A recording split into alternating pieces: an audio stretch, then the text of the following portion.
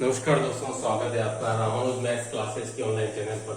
दोस्तों, आज मैं लेकर के आया हूँ टॉपिक डिटरमिनेंट के सारे वो क्वेश्चन जो कि आपके आरपीएससी के PGT level first grade maths में जो भी ईयर वाइज क्वेश्चन आए हुए हैं उन पर आज हम डिस्कस करेंगे।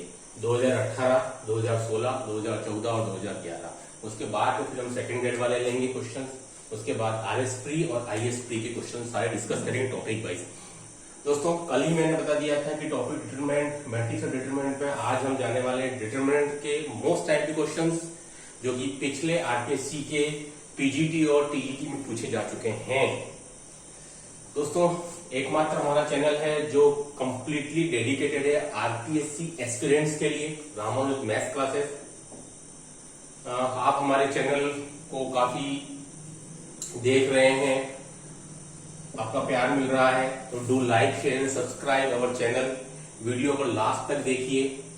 मैं सारे टॉपिक्स जो भी आपके ये जो टॉपिक है वो आपके RPSC ACF first grade, second grade और स्पेशली गेट में टॉपिक आता है मैट्रिक्स और डिटरमिनेंट का। और जो 11th-12 के जो स्टूडेंट्स हैं जेईई मेन एडवांस और जो एनडीए की तैयारी कर रहे हैं, नेक्स्ट अभी जो एनडीए हुआ है उसके बाद की बहुत ही सारे इंपॉर्टेंट और अच्छे क्वेश्चंस लेकर के आया हूँ मैं आपके लिए।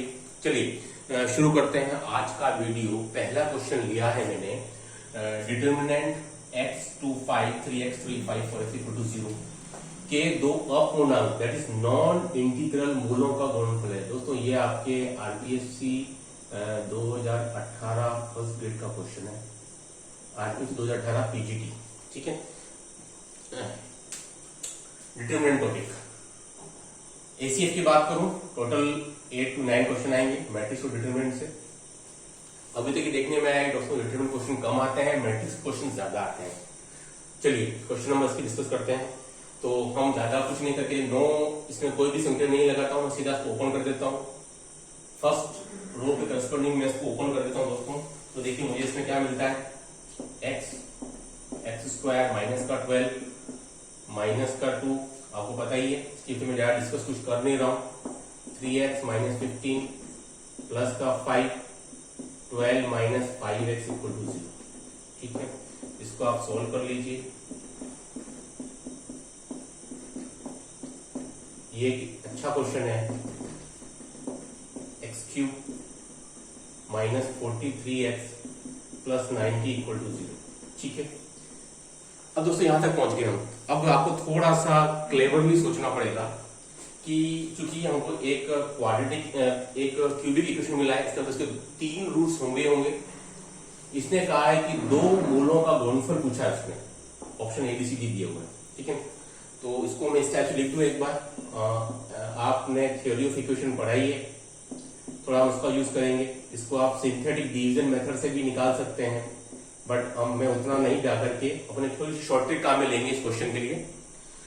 क्यूबिक इक्वेशन है, now let the root be alpha beta gamma. तीनों का सम क्या हो जाएगा आपके पास में, सम हो जाएगा माइनस का 0 और alpha beta plus beta gamma plus gamma alpha plus minus का 43 and friends alpha beta gamma हो जाएगा मेरे पास में माइनस का 90 प्लस माइनस। ठीक है, मतलब कि तीनों रूट्स का जो मल्टीप्लाई है, प्रोडक्ट है दोस्तों, दैट इज माइनस का 90। यहां से आपका ट्रिक छुपा हुआ है, कहीं आपको लंबा तरीका लगाने की जरूरत नहीं है। No synthetic division method. अब देखिए, आपको मैं जो बता रहा हूं उसको खास ध्यान रखिए। ये मुझे इक्वेशन आ गया क्यूबिक इक्वेशन। अब मुझे x के 3 रूट्स मिलेंगे, मुझे अल्फा बीटा गामा। ठीक है, तीनों का प्रोडक्ट कितना है, माइनस का 90। तो अब आप इसमें कुछ भी x की जगह पर आप पुट करके देख लीजिए, 1 2 3 4 5 तक का आपको कौन सा रूट जो है वो 0 सॉल्यूशन दे रहा है। ठीक है, आपको दिख रहा है कि अगर x इक्वल टू 1, एक रूट मुझे तो मिलता है अल्फा 1, तो 1 रखने पर 0 नहीं देगा। 2 रखने पर आपको मैं देख सकता हूँ कि 8 और ये माइनस 0 नहीं देगा। 3 रखने पर कितना आ रहा है मेरे को, 27 माइनस 43 इंटू 3 प्लस 90, ये भी मेरे को 0 नहीं दे रहा क्योंकि ये काफी बड़ी संख्या हो जा रही है। 4 रखने पर आपको देखिए क्या ये 0 दे रहा है आपका इक्वेशन। 4 रखने पर पता चल जाएगा आपको 64 माइनस 43 इंटू 4 और प्लस 90, क्या 0 आ रहा है मेरा यहाँ से। 64 और माइनस प्लस 90, 0 नहीं आ रहा। ठीक है, अब आप रख के देख लीजिए x इक्वल टू 5। ठीक है दोस्तों, क्या रख देंगे आप x इक्वल टू 5, मतलब अल्फा 5 बीटा 5 गामा कोई भी एक रूट आप 5 ले लीजिए, ठीक है। तो x इक्वल टू 5, तो आप देखेंगे 125 माइनस 43 इंटू 5 और प्लस 90, क्या जीरो दे रहा है क्या ये हमें? 195 माइनस 250, यस ये हमें जीरो दे रहा है। इसका मतलब एक रूट जो मेरा गामा है वो मेरा क्या हो जाएगा? That will B 5। ये इंपॉर्टेंट थिंग है, एक रूट मेरा गामा 5 होगा, यहाँ पुट कर दीजिए, तो alpha beta into 5 equal to minus का 90, तो alpha beta will be minus का 18, और answer will be A option.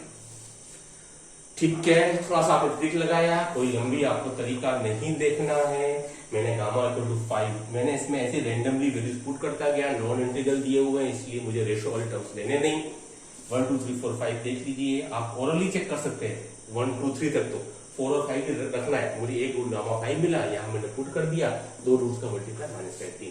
अच्छा क्वेश्चन था 2018 आरपीसी फर्स्ट ग्रेड, जो अभी तक का, अगर मैं जो स्टूडेंट फर्स्ट ग्रेड की तैयारी रेगुलर करते रहते हैं उनको बता दूं कि जो 4 बार हुआ है आरपीसी फर्स्ट ग्रेड के एग्जाम, उसमें सबसे टफेस्ट पेपर 12 जनवरी 2020 का पेपर था, सबसे आज तक का मैथ का टफेस्ट पेपर। जो स्टूडेंट्स केवल थोड़ा रटा के गए थे चीजों को, उनको बहुत दिक्कतें आई, वो क्वेश्चन अटेम्प्ट कर ही नहीं पाए। जिनके फंडेज क्लियर थे वही मैक्सिमम क्वेश्चन अटेम्प्ट कर पाए। चलिए नाउ कम सेकंड क्वेश्चन, ये भी अच्छा क्वेश्चन है। त्रिभुज ABC है, तो ये मुझे कोई ट्रायंगल दिया हुआ है and z equal to determinant है मेरे पास में, इसकी वैल्यूज है e to the power 2 iota a। अच्छा क्वेश्चन है ये, थोड़ा सा लेंथी पड़ेगा बट इसकी प्रैक्टिस जरूरी है, उससे वापिस आ जाएंगे। e की पावर माइनस का आयोटा c, e की power minus iota b, e to the power 2 iota b, जो मेरे को प्रिंसिपल डायगोनल है वहां पर मुझे इस तरह से दिया हुआ है e की पावर माइनस आयोटा a और e की पावर माइनस आयोटा a, ठीक है। ये पूछ रहा है, तब मुझे वैल्यू निकालनी है real part of mod of z, ये पूछ रहा है वो कि find the value of real part of mod of z। उसमें ऑप्शन क्या दिया हुआ है? 2 3 4 और इसके ऑप्शन 0, ठीक है। चलिए अच्छा क्वेश्चन है, तरीका वही है, थोड़ा सा लेंदी पड़ेगा लेकिन कुछ खास नहीं करना, कोई आपको इसमें लगाने की जरूरत नहीं है, कोई ऑपरेशन कोई संक्रिया, इसको आप सीधे ओपन कर सकते हैं, ठीक है। तो अगर मैं इसको ओपन कर देता हूँ एक बार, e की पावर 2 आयोटा a क्या आएगा? देखिए ओपन करने पर e की पावर 2 आयोटा b, मैं थोड़ा पूरा एक बार कर देता हूँ, माइनस e की पावर माइनस आयोटा a और इंटू e की power minus iota a, minus e की पावर माइनस आयोटा c, ठीक है। जब आप इसको लेंगे तो आपको ये वाला होल कॉलम को आपको ड्रॉप करना है, ए की पावर माइनस आयोटा सी इंटू e की पावर 2 आयोटा सी माइनस e की पावर माइनस आयोटा b और इंटू e की पावर माइनस आयोटा a, ठीक है। प्लस इसकी बात करूं e की पावर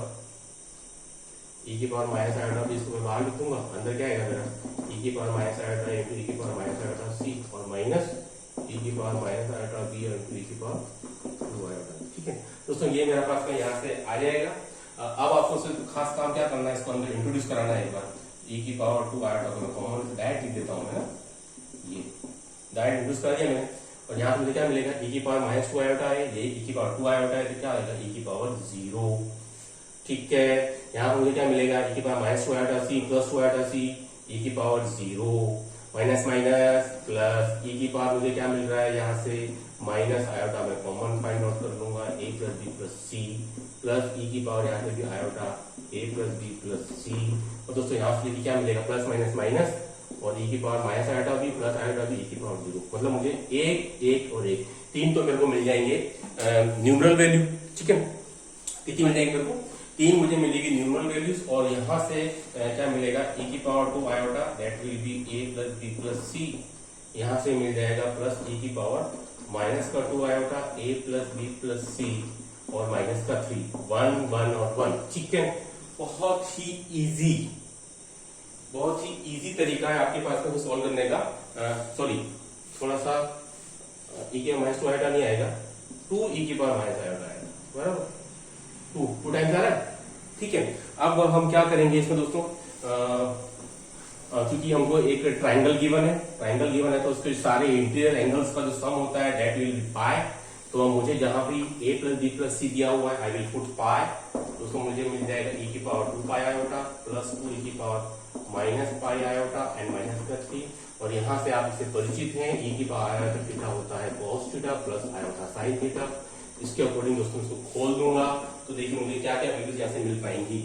ठीक है, चलिए, है ना, यहाँ पर माइनस का 2 आएगा, -2 ठीक है। तो देखिए क्या आएगा 1 -2 माइनस का 3, मतलब मुझे माइनस का 4 मिलेगा। ओके, ये सारी चीज मैंने डायरेक्ट लिख दी है, इसको आप आराम से फाइंड आउट निकाल भी सकते हैं। ठीक है, माइनस का 4 मुझे इसमें पूछा था real part of mod of Z, क्योंकि मॉड ऑफ जेड की बात आ रही है तो मॉड -4 मतलब 4। दोस्तों मेरा जो फाइनल आंसर आएगा दैट विल बी 4। ठीक है, आई होप कि आपको क्वेश्चन समझ में भी आया होगा। एक अच्छा क्वेश्चन है, एक इंपॉर्टेंट क्वेश्चन है ये, जो कि आया हुआ है 2018, मैं फिर लिख देता हूँ 2018 पीजीटी आरपीसी, एक इंपॉर्टेंट क्वेश्चन है ये, हो सकता है वापिस इस बार रिपीट भी हो जाए। ठीक है, चलिए अब आते हैं नेक्स्ट क्वेश्चन पर। दोस्तों अब मैं ले रहा हूं 2015 वाला जो आपका आरपीसी हुआ था फर्स्ट ग्रेड, उसके क्वेश्चन डिटरमिनेंट टॉपिक के, अच्छा क्वेश्चन था वो भी 2015। दोस्तों 2015 का जो क्वेश्चन आया था उस क्वेश्चन की बात कर रहे हैं। क्वेश्चन ये था आरपीएससी 2015 फर्स्ट ग्रेड पीजीटी का क्वेश्चन है। क्वेश्चन नंबर 3 कि यदि x, y, z तीनों ही पॉजिटिव नंबर हैं, धनात्मक संख्याएं हैं, ठीक है, तो मुझे निकालना क्या रहा, इस सारणी का मान फाइंड आउट करना है। 1 log of y with base of x, log of z with base of x, log of x with base of y, log of x with base of z, 1 1 log of y with base of z and log of z with base of y। ठीक है दोस्तों, ये है एक important question है, मैंने पहले बता दिया आरपीसी 2015 फर्स्ट ग्रेड में पूछा जा चुका है।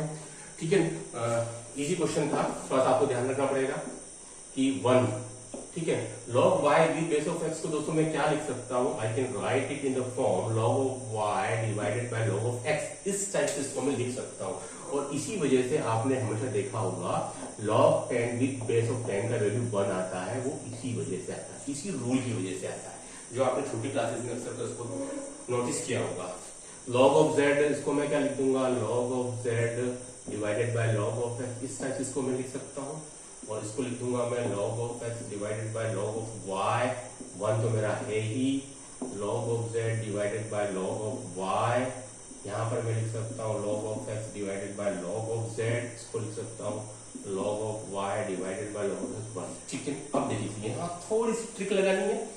फर्स्ट रो की बात करूं तो मुझे दोनों टर्म्स के अंदर a12 और a13 टर्म्स में दोनों में मुझे डिनोमिनेटर log of x लग रहा है, तो अगर मैं इस 1 को ऐसा लिख दूं, क्या लिख दूं, log of x divided by log of x, ठीक है, तो मैं क्या कर पाऊंगा, कॉमन ले पाऊंगा। ठीक है, ऐसा मैं कुछ कर सकता हूं क्या, थोड़ा सा यहाँ आपको ट्रिक लगानी है, बस कुछ भी नहीं। यहाँ मैं क्या बना दूंगा, y को 1 को log of y divided by log of y, ठीक है, इजी। नहीं तो फिर आपको सोचना पड़ेगा क्या करना रहा,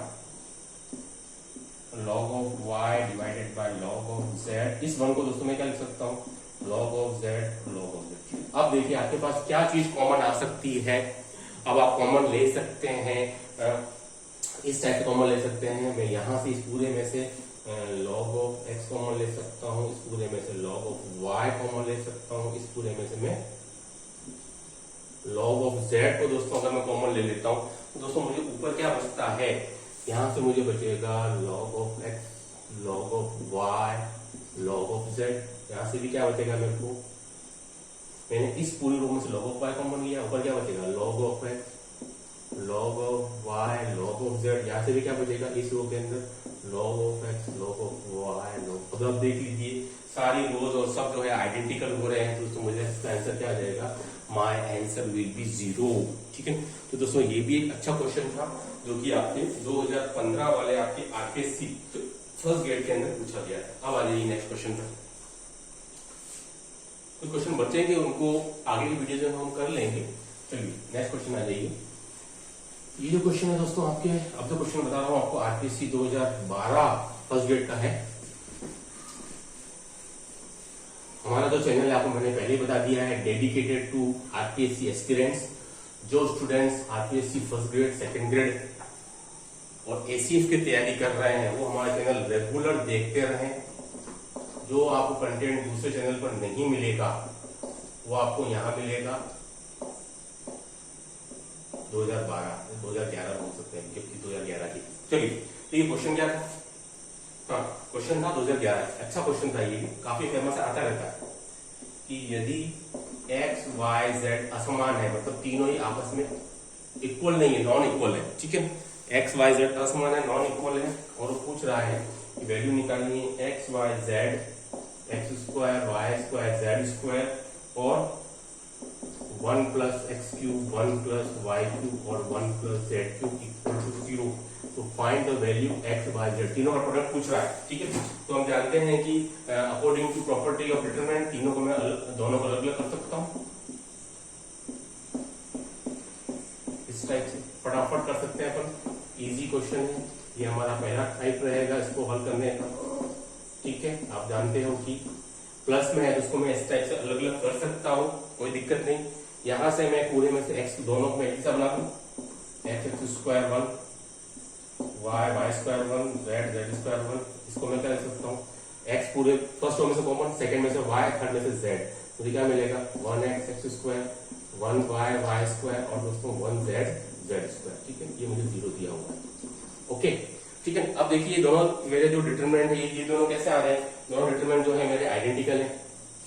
आप देख सकते हैं इसमें जो थर्ड कॉलम है वो 1 1 1, वो मेरा कॉलम 1 1 वाला है।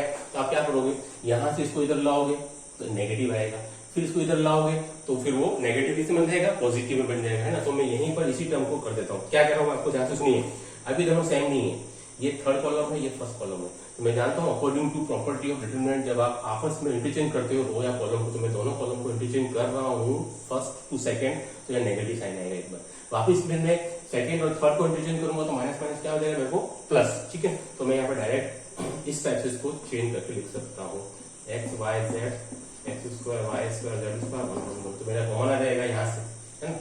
देखिए इजी क्वेश्चन है, कॉमन आके मैं क्या लिख दूंगा x square 1 y y square 1 z z square 1, और मेरे को अंदर क्या बचेगा 1 plus x y z equal to 0, ठीक है दोस्तों, है ना। इजी, कोई दिक्कत नहीं यहाँ तक। तो ये तो मैंने कॉमन निकाल दिया, है ना।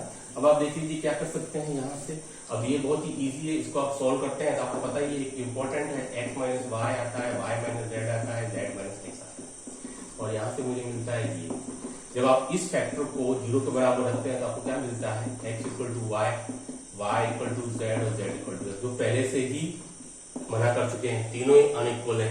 तो यहाँ से मैं इस फैक्टर को इक्वल रखता हूँ तो क्या मिलता है मेरे को, x y z equal to -1। तो इस क्वेश्चन का आंसर क्या आएगा -1, ठीक है। आई होप को आपको हमारा ये वीडियो पसंद आया होगा। आगे के वीडियोस में भी मैं मैट्रिक्स और डिटरमिनेंट की जो भी आईटी क्वेश्चन आए हुए हैं हमारे फर्स्ट ग्रेड सेकंड ग्रेड में और RS3 में, वो आपको डालता रहूंगा। वीडियोस को देखते रहिए। थैंक्स।